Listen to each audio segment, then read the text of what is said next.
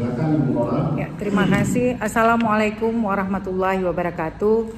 Yang saya muliakan pimpinan DPR Aceh, Bapak Gubernur, ya, beserta rekan-rekan anggota DPR Aceh dan jajaran pemerintahan Aceh. Yang pertama saya mengucapkan apresiasi dan terima kasih yang sebesar-besarnya kepada Pak Gubernur atas terlaksananya pembangunan jalan multi-use ruas Karangbaru, Kabupaten Aceh Timur.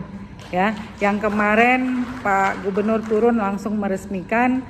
Memang jalan tersebut sangat-sangat dibutuhkan oleh masyarakat di wilayah pedalaman Kabupaten Aceh Tamiang. Ini suara masyarakat, ya, mengucapkan terima kasih yang sebesar-besarnya.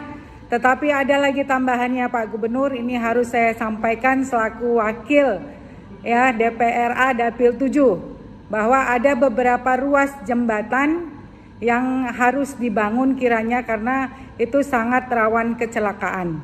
Jadi harapan kami beberapa jembatan tersebut kiranya di sisa-sisa masa akhir Pak Gubernur mohon direkomendasikan kepada dinas terkait untuk bisa segera dibangun.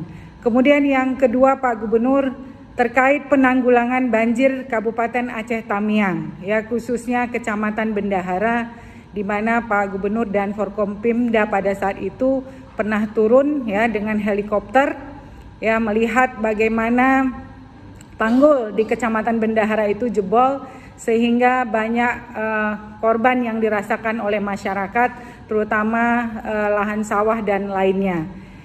Memang tahun ini ada dianggarkan Pak Gub sebanyak 1,8, tapi saya yakin dan percaya angka tersebut sangat-sangat tidak mencukupi.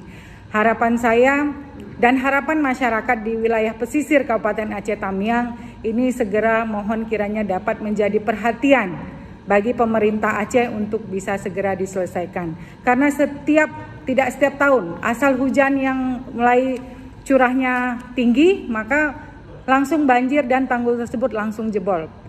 Nah, itu kita mohon harapan kami, ya, masyarakat khususnya pesisir Kabupaten Aceh Tamiang, karena ini janji kita bersama Pak Gubernur, mohon kiranya bisa diperhatikan secepat mungkin terrealisasi. Terima kasih.